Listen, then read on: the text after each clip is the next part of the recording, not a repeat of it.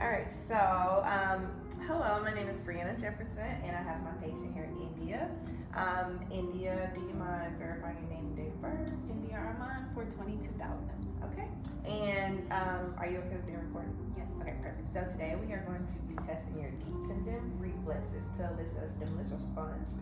The tendon will cause a response along the afferent nerve, and there are 3 in the upper and 2 in the lower that we'll be testing today, okay? All right, so we'll start with your upper.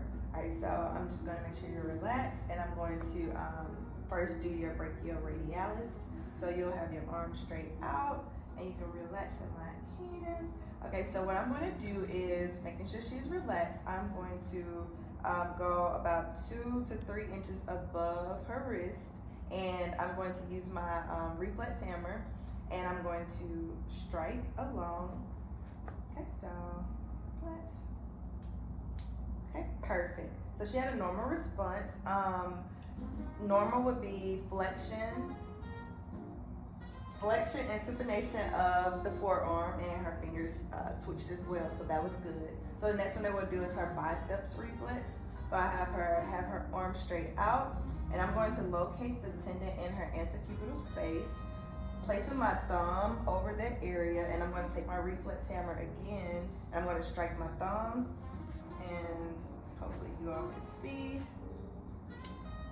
Perfect. Okay, so a normal response would be that her biceps did contract, and she did have slight flexion of the arm, so that was good. So the next one I'm going to do is her tricep reflex. Brachioradialis test C5, C6, bicep reflex test C5, C6, and tricep reflex test C6 through C7. So for her tricep reflex, I'm going to have her kind of slightly bend her arm. I'm going to locate her olecranon process, and I'm going to go about 1 to 2 inches above that, and I located where the tendon inserts, and I'm going to take my reflex hammer and I'm going to hit there. Perfect. All right, so the normal response is contraction of the tricep muscle and extension of the forearm, which she did have. So her tricep contracted. It wasn't a big contraction, but that's good. So the next one that we're going to do is her lower extremity. So we're going to do her patella reflex. So sitting like this is fine, but I'm going to have you turn this way for the camera purposes. Perfect. Okay. So I'm going to have her sitting with her legs dangling and her knees slightly bent. So I would normally use like something under here to kind of make sure that she's slightly bent, but we didn't have anything. So making sure her quads are relaxed. I'm going to locate her patella, and I'm going to go slightly below, and I found her tendon, and I'm going to hit here. Perfect. Okay, so she did have a response. So normal response is that her leg would kind of kick out, which it did.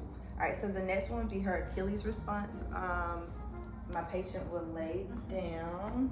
Let me think about this. I need another chair. Or actually, she's fine. So I'll have her, we'll just demonstrate what she's supposed to do. So technically she would be laying down, but for the sake of this video and the space that we have, this is the best we could do. So I'm going to grab her, the bottom of her foot, and I'm going to put her in slight dorsiflexion as she is, and I'm going to locate her Achilles tendon, and then I'm going to strike her Achilles tendon. Perfect.